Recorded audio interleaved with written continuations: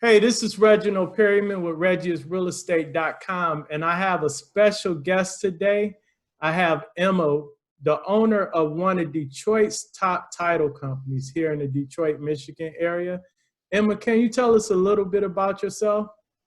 Hey guys, I'm Emma Elder-Howell with Detroit Title and Escrow. I'm one of the co-owners actually. For those of you that don't know us or aren't familiar with us, we're a title company with two locations, one in Dearborn and the other is in Detroit.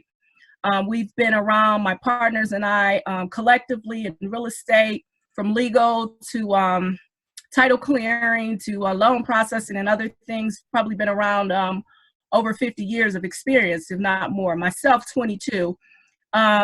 We specialize in residential, commercial, new construction, tax foreclosure, mortgage foreclosure, you name it, we can provide those services. Right now, we are in the middle of a crisis, and the average consumer is not really for sure how they're going to conduct a closing. So can you explain a little bit in detail on how you guys are still, well, first of all, you guys are still closing, right? We are still closing. It's unique and it's tiring just to prepare to close. Okay.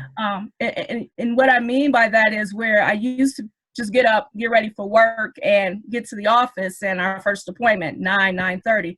Whereas now it's get up, get ready for work with a vapor shower and breathing treatments, all this good stuff. Find your mask, your gloves, get into the office, Lysol, spray, just to make it COVID compliant. So it is, it's a different process now for preparing to do a closing. And so because a lot of buyers and sellers and people in general are saying nobody's closing real estate, and we know from the inside dealing with the people, people are still closing deals. So my next question is, because we all know that this is April, a lot of our deals started back in February, some in March. So we're closing deals from several months ago. But are you guys receiving new orders for new business? Daily. Okay. We are still receiving new orders for new business. It's retail as well as your traditional cash. I'm starting to see an influx in land contracts. But yes, we are still actively daily receiving orders. Great, great. Okay, so when most consumers think about the closing, you picture like the sellers on one side, buyers on the other side, both agents, maybe an attorney and a closer. And that's what we think about with closing. But now we can't quite do that. So how are you guys handling the closing process as far as both parties being involved? Not allowed. For us, and just to follow the social distance, if it's a husband and wife, which is buying, then it's just the husband and wife and our closer in the closing room. That's it. If it's just a single individual, it's just the closer and that individual. Unfortunately, we request that the agents, the attorneys, do not attend the closing. A lot can just because of the order, I'm not sure, but even if you could, we're requesting that you do not attend the closing, and we keep it to those that need to be there. So for instance, if we are going to have buyer and seller attend the same day, we need a 45-minute cool down in between closings. So the buyer would come first, we would handle their documents, and then we would have a cool down before we have the seller come in. A lot of our paperwork has been electronically, or UPS or FedEx, so overnight deliveries, to prevent folks from having to come to close. And believe it or not, we've had a lot of outside closings, folks that just didn't feel comfortable coming into our office and say, hey, can I just sign in my vehicle? The answer is absolutely yes. If that's what keeps your anxiety down, then that's what we'll accommodate for you. Okay, so basically, that's interesting. So someone's uncomfortable with coming into the office, you guys pretty much just hand them the closing package in their car, they sign everything, and then you take their ID and make copies in the office? Yep. And take their ID, notarize. I had one closing where the client wanted to sit in their vehicle, and my closer, of course, was in the office, and they went over the closing docs over the phone. page by page. And then once the client was happy, we went out and collected everything and came in and notarized accordingly and went from there. Okay. That sounds convenient. We may have to continue that even after this. You know, some things we're thinking about, keeping in play. You just, you never know until you're backed into a corner what you have to be creative with in order to still make certain things happen. So, yeah. Okay. All right. So you mentioned about UPS. So I know from experience, I have a lot of, and I know you guys deal with a lot of out of state or buyers and sellers that live out of the country. So having a remote closing is not really all that new to us in the business, because Right. we have a lot of cases where the buyer or seller lives in another state or out of the country, and it's simply an overnight or express delivery. They sign everything and send it back. Correct? Right. Yes. And they have it notarized in whatever state they're in. So that portion of it is not really new, but just dealing with your average buyer and seller is something we're adapting to, because you can't really physically be in a crowd of people. Right? Yes. All right. So let's talk about, are you seeing any delays as far as the county is concerned regarding recording deeds and processing?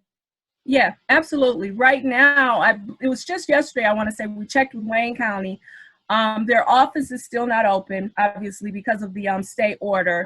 To my understanding, they're scheduled right now to anticipate on opening May 1st.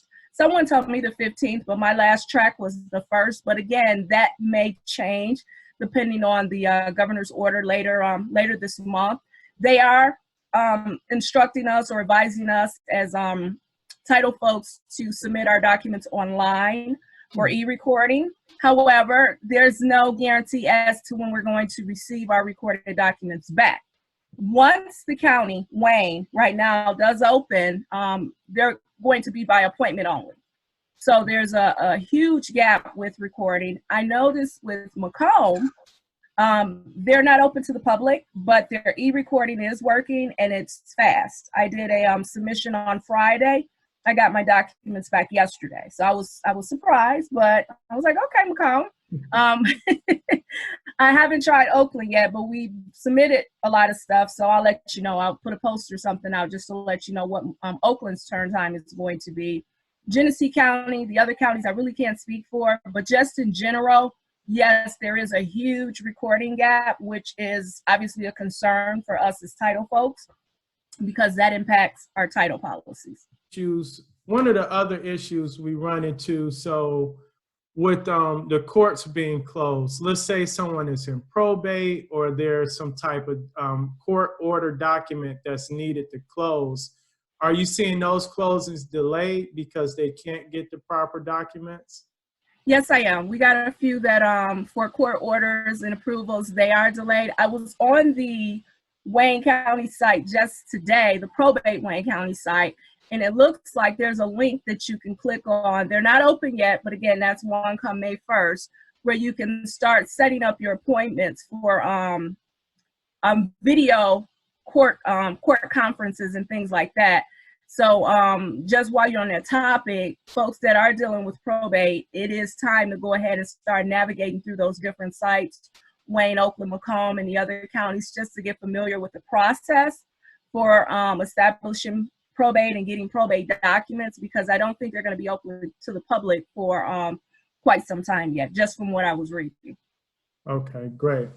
That's great information, because I know a lot of people that, especially now with what we're seeing with people passing away, people are going to start their probate cases and open their estate case and things of that nature.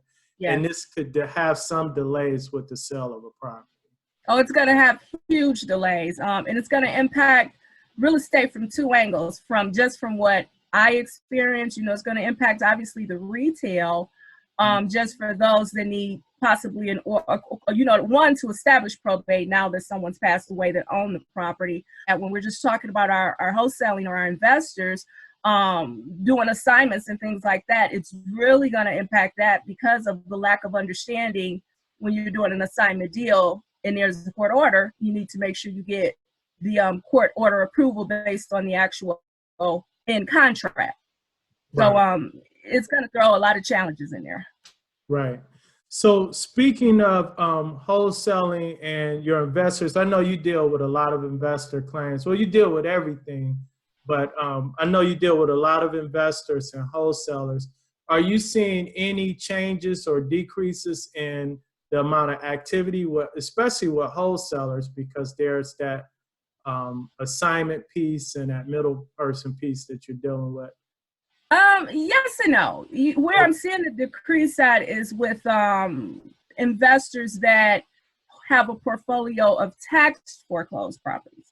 Not so much your wholesale stuff. I mean, we're still doing assignment deals. I mean, again, you know, things aren't where they were. Our numbers aren't nowhere near where they were in February going into March, but business is still moving, and you know, the wholesale assignment deals are still moving. But what I'm seeing a stall is those investors that have a portfolio of tax foreclosed properties that they haven't cleaned up, you know, or they need the FOIA packet for. That's Right. where we have, that's where we're at a standstill at. Because one, we can't get the FOIA packet to review, and or two, even if we said we wanted to jump right to quiet title with the courts being closed, all you can do is just start your complaint and get that going. But you know, depending on when the court's open, you can't get a judgment. We don't know. So that's where I'm seeing a delay with moving the tax foreclosed properties. Okay.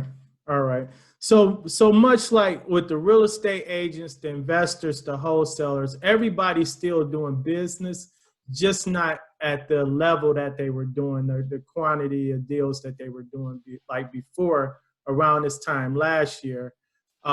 Just in your opinion, do you think a lot of people are kind of like on hold? Because we're seeing sellers, some are listing, but some are planning on listing maybe in mid-May or something like that. Are you kind of seeing that or feeling that a little bit?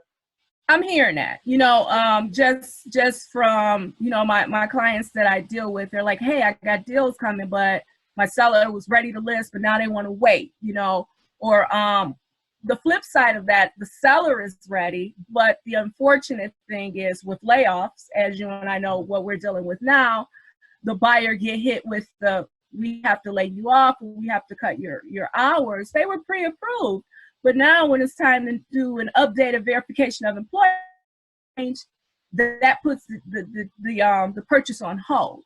I'm seeing a lot of that just from the end of we're gearing up, getting this thing ready to close, and then we have to wait because our borrower just got laid off.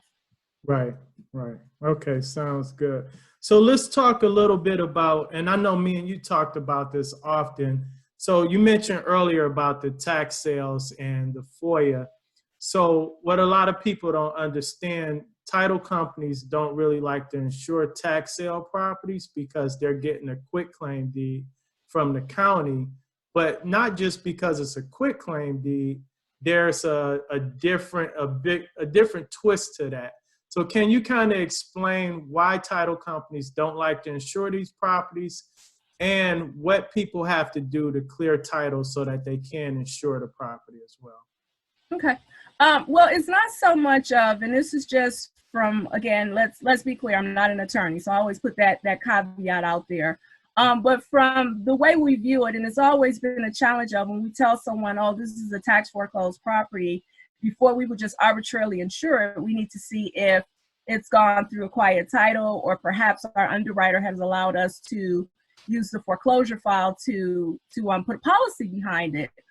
Reason for that is, again, we're not saying that the county's foreclosure, their statute, the process, we're not saying that they didn't do what they were required to do, the counties, under the foreclosure statute. That's not what we're saying. What we're saying is when you bring a tax foreclosed property to us and asking us to insure, we have to make sure that that property meets our underwriter guidelines. For those underwriters that will allow us to insure previous tax foreclosed properties, there are certain guidelines they put in place. They want to make sure that notice was sent to a person that had a recorded interest, whether it was an ownership interest or a lien interest. They want to make sure notice was sent and it was sent to a good address, not just the address, the last known address, because there's always that gray area Again, not saying that the foreclosure wasn't solid from a statute standpoint, but anyone at any time can decide that they want to challenge the county's foreclosure. And the moment we as the title company bind the underwriter and put a policy on that property and that foreclosure is challenged, whether it's a valid challenge or not, we are required to step into that owner's shoes and pay the cost to defend. So we have to make sure that it makes sense. This foreclosure that we're insuring, what is the risk with that? Were the notices sufficient? Did they go to a good address? Was the publications good? Was the advertising good? All of that comes into play when we're looking at a foreclosure file, which is called the FOIA, the county's due diligence packet, when we're making a decision on tax foreclosure. Right. Reggie, you hear a lot of people say, and not to cut you off, but you hear a lot of people say when they're buying previously foreclosed property, I want a warranty deed. I want a warranty deed. And you've probably heard me say this numerous times. You don't want a warranty deed. You want title insurance. That's what you want. But with wanting title insurance, there is a process that we have to go through in order to get to that point and make sure that we're solid on giving that policy. If that answers your question. So in other words, and let's just clarify this for the average consumer, the warranty deed and quitclaim deed debate really comes down to, do you have insurable title? So if you can obtain title insurance, that means you have some protection against any liens and things of that nature that may show up, or any challenges towards the title of the property. Correct. So basically what you're saying is the tax sale properties are insurable as long as they meet underwriter guidelines, either by going through a quiet title suit or going through another process that you guys offer. That's correct. Sure the property is insurable. Okay, yes. That sounds great. Now, let me ask you, are you seeing any delays? So, and let's talk about other cities briefly, and then let's talk about Detroit. As far as the water department, during this time, normally we want to get a final water read schedule or just processing, obtaining the water bills so that you have current updated data. Are you seeing any delays with the water departments? Absolutely. Come on now. For the most part, almost all cities are retrievable. Water information is retrievable through what we call BSNA. That's an online site where we can, for fee, we can retrieve current tax information for almost all cities, as well as water information. There's a few surrounding the cities. I think Highland Park may be on there, it may not, but it's not always accurate, so we have to call. But the only city, unfortunately, that's not on this site is Detroit. So two-part. One, I can't speak to final reads yet for out cities, only because, you know, us having to pay, we're paying online and we're doing other things just because the city offices are closed. So I don't know what the protocol, and I haven't received any final reads from out cities as of yet to kind of gauge the timeline. Okay. I'll get back with you on that. But as it relates to Detroit, you know, where, you know, they are working, the city of Detroit Water Department, there are folks working because we call daily and get updated on having a tax ID number or a social number. But we must have the seller or the owner's information. Well, we're not going to the kiosk machine to get that. You can't get it offline. So we've been lucky enough so far to have our clients cooperate with us. You know, when the orders come in, the first thing that we ask for off the bat is work with your seller, work with your property management company, get us an account number. You get us that, we'll get the rest of the information, because there's ways to get it once you get us an account number. Okay. So, you know, I can't speak to the final reads yet because as you know, some homes have the old meters, so they need to gain access. And of course, you know, that can't happen. So we'll have to kind of just wait and see how that plays out timeline wise. But we've only been lucky enough for Detroit because our clients have been helpful with us in getting final reads. And for those that don't, getting water information. And for those that don't get an account number, the buyers have agreed to take exceptions. So in other words, if there are delays with the water bill or the water department, you guys can, the buyer and seller can agree to either have an exception or put an amount in escrow that will cover the balance after, after you guys receive the final bill. Hey, this is Reginald Perryman. Thank you for watching the video as we bring you the latest real estate updates in the Metro Detroit area during the coronavirus crisis. Feel free to hit the like button and subscribe to the channel.